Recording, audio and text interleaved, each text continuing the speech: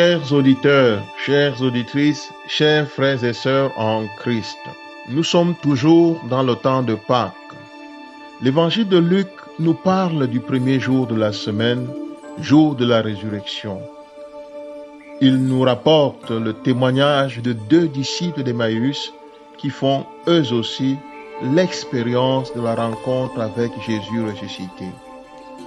Les 2 disciples sont en route pour Emmaüs après les événements qui se sont déroulés à Jérusalem. Ils racontent ces événements à cet inconnu curieux qui semble être le seul à Jérusalem, ignorant des événements dont parlent les 2 disciples. De quoi s'agit-il? Il s'agit de Jésus de Nazareth, un prophète puissant par les œuvres et par la parole devant Dieu et devant tout le peuple. Les grands prêtres et les chefs l'ont livré pour être condamné à mort et être crucifié. Et cela fait 3 jours. Ils espéraient que ce serait lui qui délivrerait Israël. Quelques femmes ont jeté dans la stupeur les disciples en racontant qu'il était vivant. Quelques autres témoins ont confirmé le récit des femmes. Notons que les disciples sont fidèles au récit des événements, mais ils le racontent avec un désespoir qui trahit le manque de foi en la résurrection de Jésus. Heureusement, le Seigneur est avec eux. Il chemine avec eux, lui l'interprète authentique des événements. Il dit: « Ô homme sans intelligence et lent de cœur pour croire à tout ce qu'ont dit les prophètes, ne fallait-il pas que le Christ souffrisse cela pour entrer dans sa gloire ?» Et commençant par Moïse et continuant par tous les prophètes, il leur expliqua dans toutes les Écritures ce qui le concernait.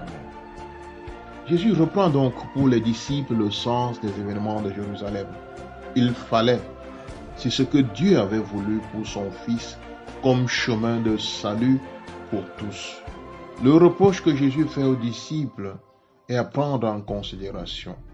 La foi en la résurrection s'est faite avec difficulté. La première partie de ce récit montre bien que les disciples ne croient pas à ce qui est arrivé à Jésus. Sans la foi, le récit est plein de désespoir et de tristesse. La présence du ressuscité qui interprète et donne aux événements leur vrai sens réchauffe les cœurs, éclaire et procure la joie.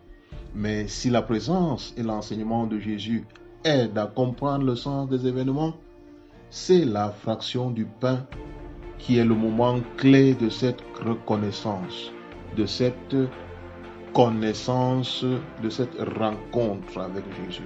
C'est l'Eucharistie qui ouvre les yeux et donne aux disciples de reconnaître le Seigneur. Luc dit: « Mais ils le contraignirent, disant: « Reste avec nous, car on est au soir et déjà le jour est sur son déclin. » Et il entra pour rester avec eux. Or, quand il se fut mis à table avec eux, il prit le pain, dit la bénédiction, puis le rompit et le leur donna. Alors leurs yeux s'ouvrirent et ils le reconnurent, et il disparut à leur vue. L'Eucharistie est et demeure le moment privilégié de rencontre avec le Seigneur. Cette rencontre nous pousse à la mission. Mis en mouvement par l'énergie de cette Eucharistie, les disciples retournent à Jérusalem pour porter la bonne nouvelle, ou mieux, pour partager avec les autres la bonne nouvelle. Chaque Eucharistie, dont est cette rencontre avec Jésus ressuscité, elle est aussi une invitation à être témoin de la résurrection. Seigneur Jésus, comme les disciples de Maïus, je raconte ta résurrection quelquefois sans grande joie. Viens au secours de ma foi qui est faible et chancelante. Comme pour les disciples de Maïus, explique-moi le sens des Écritures. Que chaque Eucharistie soit pour moi l'occasion de te reconnaître et de me mettre en route pour être témoin de ta résurrection. Notre-Dame de l'Espérance, priez pour nous.